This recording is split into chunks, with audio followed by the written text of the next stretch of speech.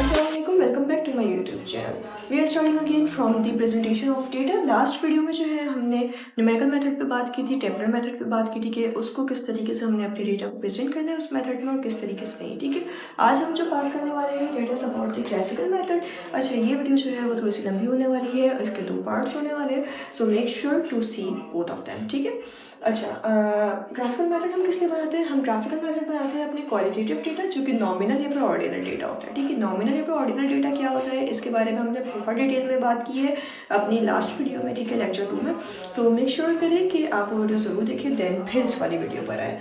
Qualitative data के लिए use होता है, जबकि इससे पहले वाला जो हमारा था वो किसके लिए यूज़ होता है आप मुझे कमेंट में ज़रूर बताइएगा, ठीक है, ताकि पता तो चले कि आप पिछली वीडियो देख रहे हैं या नहीं।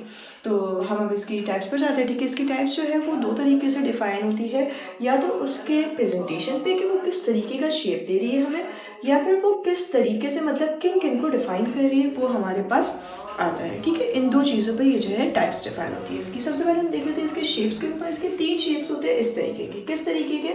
ये एक जो देख रहे हैं पहाड़ टाइप का, डेट इज बेल शेप्ड, ठीक है, बेल शेप्ड कहला रहा होता है, जो कि नॉर्मली डिस्ट्रीब्यूटेड डेटा का बता रहा होता है कि डेटा जो है वो नॉर्मली डिस्ट्रीब्यूट किया गया यानी कि इक्वली डिस्ट्रीब्यूटेड है, ठीक है।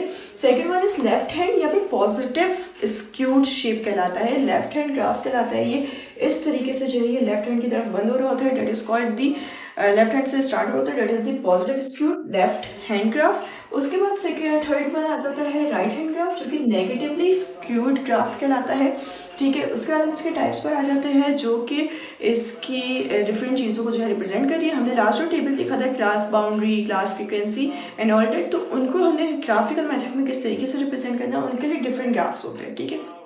अगर हमने अपनी क्लास बाउंड्री को अगर हमने रिप्रेजेंट करना है तो हम कौन सा यूज़ करेंगे? हिस्टोग्राम।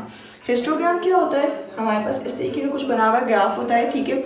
इसमें जो है हमारा जो डेटा होता है वो असेंडिंग या डिसेंडिंग में होना लाजमी नहीं है, हम ऐसे भी कर सकते हैं, ठीक है। क्लास बाउंड्री और फ्रीक्वेंसी होती है। अच्छा, इसमें हम डेटा को हम रखेंगे किस तरीके से? भाई एक्स पे क्या रखना है, वाई एक्सिस पे क्या रखना है। This is our x axis और this is our y axis, ठीक है। एक्स एक्सिस पे हम हमेशा अपने इंडिपेंडेंट वेरिएबल रखते हैं, यानी कि इसको चेंज करने से इस पर फर्क पड़ सकता है, लेकिन इसको हम चेंज नहीं कर सकते जब तक कि इसको चेंज ना करें, राइट। फ्रीक्वेंसी क्लास बाउंड्री पर डिपेंड करती है, यानी कि डिपेंडेंट वेरिएबल है वो हमारे पास हमेशा वाई पर आएगा, ठीक है। ये चीज़ दिमाग में छाप लो। सेकेंड वन इज पॉलीगॉन, जो कि हमारे पास डॉट या फिर लाइन ग्राफ भी कहला रहा होता है, ठीक है। इसमें क्या होता है भाई, इस तरीके से डॉट्स लगाए जाते हैं एंड देन इसको जो है ये हमारा शेप बनता है, ठीक है। ये क्या है हमारे पास मिड पॉइंट और फ्रीक्वेंसी को डिस्क्राइब कर रहा होता है। मिड पॉइंट क्या होता है ये लास्ट वीडियो में हमने नहीं देखा था, इंशाल्लाह आने वाले वीडियोस में जब इसको डिटेल में हम जब इस पर बात करेंगे इसके एग्जांपल्स के साथ, तब हम बात करेंगे कि मिड पॉइंट होता क्या है, ठीक है। और फ्रीक्वेंसी इसके वाई एक्सिस पर आ जाएगी।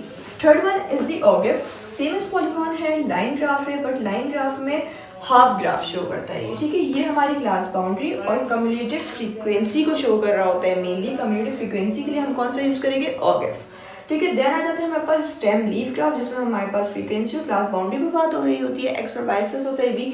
ये थोड़ा सा अलग टाइप का ग्राफ है, इसके बारे में हम इंशाल्लाह डिटेल वीडियो जरूर बनाएंगे और फिर उसमें हम इसके बारे में बात करेंगे। उसके बाद आ जाता है हमारा पराइटो चार्ट। आप कहेंगे भाई हिस्टोग्राम और ये सेम तो है, इसमें डिफरेंस क्या है, खाली उल्टा करके बना दिया।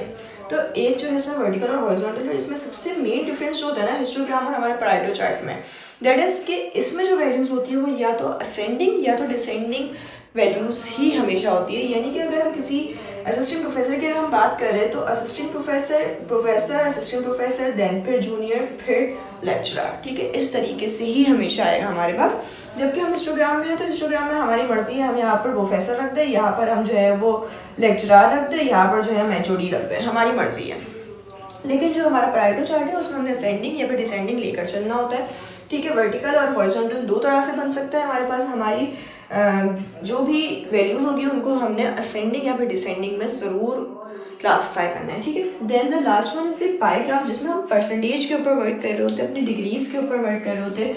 इसमें हम जो है वो डिग्रीज के ऊपर बना रहे होते हैं, ठीक है। और जो है इसमें हमारे पास डिग्री और क्लास बाउंड्री को ये रिप्रेजेंट कर रहा होता है हमारे पास।